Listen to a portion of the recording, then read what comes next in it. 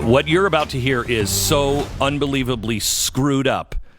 And if you pay attention to the news at all, you will know why. I've never seen anything like this before. This is coming now from the Daily Beast.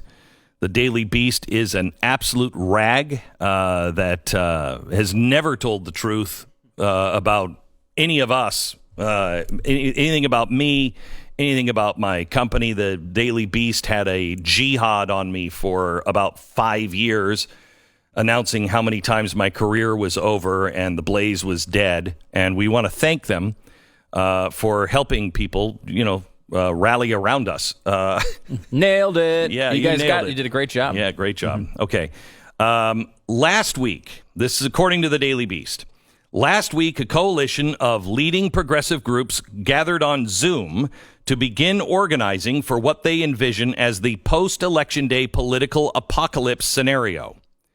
Now, I want to tell you the reason why this is going to be a nightmare is because the nightmare is being caused by the Democratic Party right now.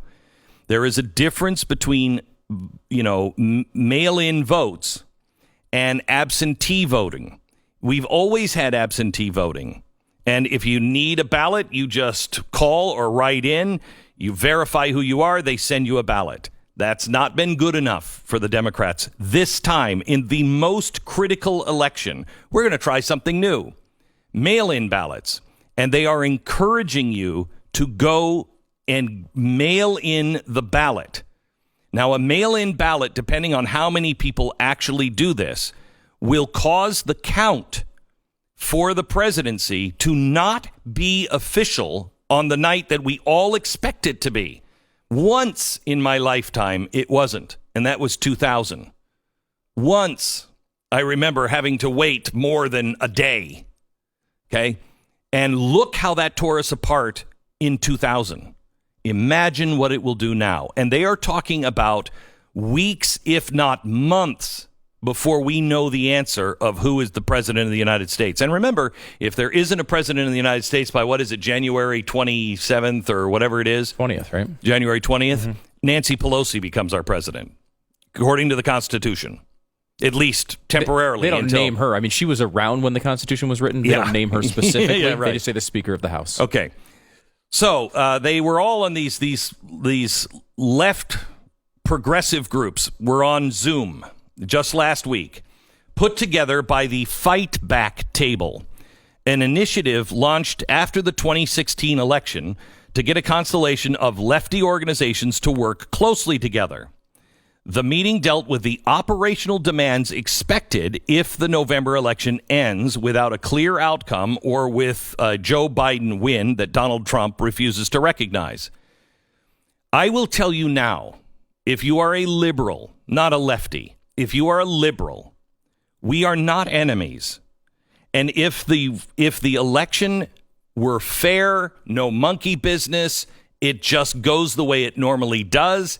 If Joe Biden would win, I would be very upset. I would really not like it.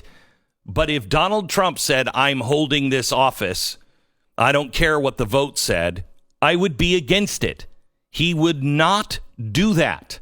However, please don't accuse Donald Trump of doing that when you are the side that is right now plotting to tangle this thing up in something brand new that's never been done before, whose intention is to create stress and throw an election. That's why this is being done. In fact, I don't even think it's to throw the election. I think it's to cause civil war. I really do. That's what the left wants, a civil war, a destruction of our nation. And we are handing it to them. All of my liberal friends and neighbors and Democrats, please don't vote by mail. Please go to your poll. It has been fine forever. What are you thinking? It has happened. They just did this in Detroit. You saw what happened in, Iowa, where the Democrats couldn't even figure out for a week. They just did this in That was with people at the polls. Right. This is they're now trying this. They just tried this in Detroit. Detroit, the August elections, they still don't know who won. They said it's such a tangled mess that they may not ever know who really won. Why would you do that? But I tell you, I will stand with you if it's a square, even vote. If America votes, in my opinion, for suicide, then America deserves it. I'm not going to go along with the crowd, but I will tell you, I will stand by what they say, and I would not support Donald Trump just saying, I don't care what they say. That's a coup. But Donald Trump didn't start this. Remember, Hillary Clinton has been out now saying, don't accept defeat. No matter what it says, Joe Biden should never give in. Every election in my adult life that the Democrats have lost, they've claimed it was stolen from them. Yes. Every single one of them. Gore, Kerry said that the voting machines were rigged and that people were telling people to vote on the wrong day and all that stuff in Ohio. And then, of course, obviously Clinton has been doing a nonstop parade about how it was stolen from her for the Russians or because people don't like women or whatever it is. All right. So the Fight Back table came together with a bunch of lefties. Sources familiar with the discussions describe them as serious with a modestly panicked undertone. A smaller FBT session last fall, that's the Fight Back table, last fall talked about the post-election planning. But all those discussions were tabled because of COVID-19. This is the first time they were bringing the matter to the 50-plus organizations that make up the coalition. To formalize the effort, they gave it a name, Democracy Defense Nerve Center. Over the course of 2 hours, participants broached the question of what the progressive political ecosystem can functionally do in a series of election scenarios. They began charting out what it would take to stand up to a multi-state communications arm to fight all of the disinformation, a training program for nonviolent civil disobedience, and the underpinnings of what one official described as mass public unrest. They pored over a report from the Transition Integrity Project, a bipartisan group formed in 2019 that analyzed various election season scenarios and made clear the type of corruption and chaos that was potentially ahead. The report said the potential for violent conflict is high. Some of the hurdles were straightforward. How do you occupy crap? I'm quoting, but I'm not. How you occupy crap, hold space, and shut things down, not just on election day, but for weeks.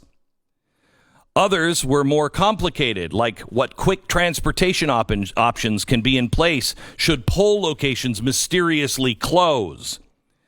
I don't know what the strategy is when armed right-wing militia dudes show up at polling places. This Kyle Rittenhouse guy is being lionized on the right now. If it's being unleashed that you can shoot people and be a hero, I don't know what preparation we can possibly do for that. Those involved in the conversation say this wide array of groups has never coordinated so closely on matters before. The fact that they were sitting down 2 months in advance of the election was a testament to how seriously they take the complications and threats to Election Day. It's very obvious, they said, that Trump is laying the groundwork for claiming victory no matter what.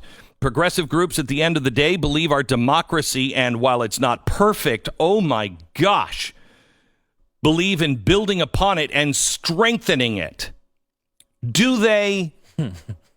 And we will fight to protect it from what we see as a president who's gone off the rails, taking this country down an authoritarian fascist path. We wish we were having conversations 6 months ago, said Rosa Brooks, a law professor at Georgetown University, co-founder of the Transition Integrity Project. Brooks has conducted war games to play out a range of election day and post-election day scenarios. Virtually all the outcomes, save one, a Biden landslide, have ended up facilitating a nightmarish fallout. What about a Trump landslide? I've been telling you only a landslide will do it. A landslide of Biden or a landslide of Trump. Otherwise, they have set this thing up that no one's going to believe the outcome. No one will believe the outcome because they've changed the way we're electing a president this time. And people don't understand the difference. What the difference is when you want to have a ballot in an absentee vote, you say, here I am, I'm going to be busy, I'm going to be at work or whatever, I need an absentee ballot. You verify who you are, you get the ballot, you send it in. Done. No problems with that. This is Democratic states just printing ballots and mass mailing them. Nobody asked for them. They're just mass mailing them. And then Democratic operatives, as we have seen in the last election, and not from some right-wing organization, but believe it or not, when there was a journalist that cared on the liberal side, that you had Democratic candidates going out and filling out these things and getting people just to sign them. People saying, I felt uncomfortable. I felt like I was pressured into voting for this person or that person. Now you're just going to mass mail these things out without a plan of being able to count them? And they're even talking about, no, the postmark may not even matter. So the postmark, it came 2 days late, 2 days after the election. So what? That's the post office's fault. Are you kidding me? They worry that they're behind the eight ball, but they've had universities. They have people at high tech. They have social psychologists, all wargaming. They've been wargaming this forever. And the media is trying to make it look as if the right is the one that is violent. We're not planning anything to happen on Election Day except go and vote. The chaos that is coming, I think, is remarkable. And if the DOJ doesn't get involved and find out who these groups are and what they have planned, you are going to have intimidation and chaos the week of the voting and for weeks until we go into civil war. This is not hyperbole. This is what the left is now saying. Next week, I'm going to do a special. Just 12 hours ago, I was like, I don't know. I mean, are people going to buy into this? I mean, we've really done our homework. I was going to show you how civil war starts in November, and we're in civil war by January. So I'm going to show you how they manipulated everything and have all the pieces they need now. I'm going to do that show Wednesday. Well, gee, things are moving fast. The Daily Beast is verifying everything that I'm going to show you next week. They're already verifying and saying, yep, they're planning it.